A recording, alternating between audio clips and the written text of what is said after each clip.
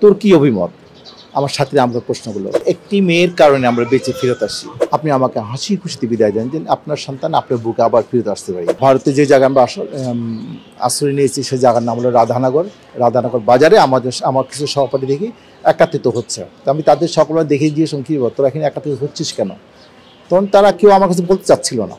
পরবর্তী এখন প্রকাশ করলো যে আমরা এই ব্যাপার, দেশটা আমাদের স্বাধীন সংগ্রাম শুরু হয়ে গেছে, আমাদের দেশ বর্তমানে শত্রুর কবজায় চলে গেছে, আমরা কীভাবে আমাদের দেশকে বা আমাদের মাতৃভূমিকে শত্রুমুক্ত করা যায় তার জন্য কিছু করার জন্য, এবং আমরা একটা বাহিনী হতে যাচ্ছে ভারত সরকারের অধীনে, তার নাম হলো মুক্তি বাহিনী। আমরা সেই বাহিনীতে যোগ দেওয়ার জন্য আমরা এখানে সমবেত হয়েছি। তোর কি অভিমত? আমার সাথীরা আমাকে প্রশ্ন করলো। ভালো কথা, আমার দেশ আজকে শত্রু কবলে, শত্রু কবজায়, আমরা দেশে শত্রুমুক্ত করব। তো আমরা যে যুবকরা যে এগিয়ে না আসি তাহলে কে এগিয়ে আসবে? কারা? দেশের শক্তিই যুবক। আমি অবশ্যই যাব। বলে ঠিক আছে, চলো আমরা নাম লেখাই নেই খাতায়। আমরা নাম লিপিবদ্ধ করার পরক্ষণে আমাদের কিছুক্ষণ পরে আমাদের খবর আসে যে তোমরা আসো। তো আমার মা বাবা কিছুতে রাজি হচ্ছিলেন না। তো মা যদি কিছু রাজি হয়ে গেছেন শেষে, কিন্তু আমার বাবা কিছুতে রাজি হচ্ছিল না। বাবা তো অলরেডি মানে ছোটো ছেলে কান্নাকাটি শুরু করছে যে আমার 3 ছেলে এক ছেলে যুদ্ধ চলে যাবে, আমার ছেলে কিছু যদি হয়ে যায় তা আমি কেমনি কী করবো? বাবা সান্ত্বনা দেয়, বাবা আমি আজ হোক কাল হোক এমনি হলেও মরবো, মরতে আমাকে একদিন হবে, দুনিয়া যখন এসছি। তা আমাকে আপনি বাবা বাদে দিন না, কান্নাকাটি করেন না, আপনি আমাকে হাসি খুশিতে বিদায় দেন যে আপনার সন্তান আপনার বুকে আবার ফিরত আসতে পারি। তো একদিন একটা অপারেশনে গিয়ে আমরা শত্রু কর্তৃক আক্রান্ত প্রায় হয়ে গেছিলাম। একটি মেয়ের কারণে আমরা বেঁচে ফেরত আসি। সে মেয়েরা ছিল এক রাজাকারের মেয়ে। রাজাকার মেয়ে হলো সে ছিল দেশপ্রেমিক এবং মুক্তিযোদ্ধাকে সে যেমনি পারত, প্রকাশ্য বা গোপনে যেমনি পারত আমাদেরকে সহযোগিতা করত। আমরা না জেনে না শুনে অজান্তে রাজাকার বাড়িতে আমরা আশ্রয় গ্রহণ করি।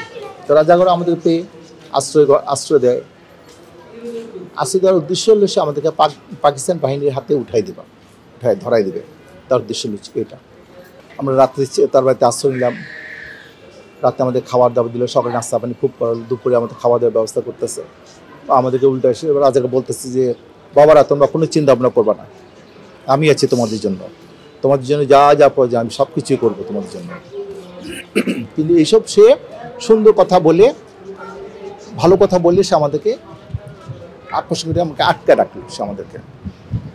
ওকে, তখন আমি ঠিক আছে, তখন যে বলি ঠিক আছে তোমরা তা খাওয়া দাওয়া করবা, আমরা তোমাদের একটু বিড়ি সিগারেটের ব্যবস্থা করবেন, দোকান থেকে নিয়ে আসি। তো মেয়েকে বলে যে তোমার খাওয়া দাওয়ার ব্যবস্থা করো, খাওয়া দাওয়া দাও, আমি আসতেছি। তো মেয়ে এসে আমাদের কিছুক্ষণ পরে এসে বলে কি আপনি খাবার দাবার খাবেন না আপনার জীবন বাঁচাবেন, কোনটা করবেন?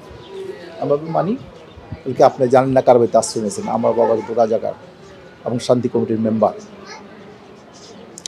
উনি আপনার জন্য কোনো কিছুরই ব্যবস্থা করতে যান নাই, উনি গেছেন পাকিস্তান বাহিনীর ক্যাম্পে, পাকিস্তান বাহিনীকে খবর দেওয়ার জন্য, এবং তাদেরকে নিয়ে আপনাদেরকে তাদের হাতে ধরাই দেবে। তখন আমরা খাবার দাবার ছেড়ে বেরিয়ে গেলাম। বেরিয়ে বাড়ির চতুর্দিকে আমরা আশ্রয় নিলাম। আশ্রয় নেওয়ার পরে আমি দেখেছি কিছুক্ষণ পরে দেখেছি ঘন্টাখানেক পরে ঠিক সে পাকিস্তান বাহিনীকে নিয়ে সাথে বাড়িতে আসছে, জিপ বড় গাড়ি ভর্তি করে নিয়ে আসতেছে। তখন আমরা পথে অ্যাটাক করলাম, এটা আমাদের যুদ্ধ ভাষা বলে অ্যাম্বুশ বলা হয়। চতুর্দিকে আমরা অ্যাটাক করে তাদের উপর হামলা করবো, তাদেরকে ছিন্ন ভিন্ন করে দিই। পরে আমরা আবার সেই যে রান্নাবান্না করা হয়েছে তার পাকিস্তান বাহিনীকে আমরা মাইট বের করে ফেরত পাঠিয়ে আমরা সেই রান্নাবান্না খাবার খেয়ে পরে আমরা ভারতে ফেরত আসি। এটা আমার যুদ্ধ চলাকালীন অবস্থা খুব স্মরণীয় ঘটনা। যখন বিজয় পেলেন তখন কেমন ছিল? তখন কি বলবো, আমি সেটা ভাষায় প্রকাশ করতে পারবো না, কারণ সেটা তখন প্রকাশ করতে গেলে আবার বাকরুদ্ধ হয়ে যায়। অবিস্মরণীয়, সেদিনটা হচ্ছে আমাদের কাছে অবিস্মরণীয়, এমন উচ্ছ্বাস এবং আনন্দের দিন ছিল, সেটা বলার মতো না। সংবাদ, ফিচার ও অনুষ্ঠানের জন্য ভিজিট করুন সংবাদ প্রকাশের ওয়েবসাইট এবং যুক্ত থাকুন ফেসবুক পেজ ও ইউটিউব চ্যানেলের সঙ্গে।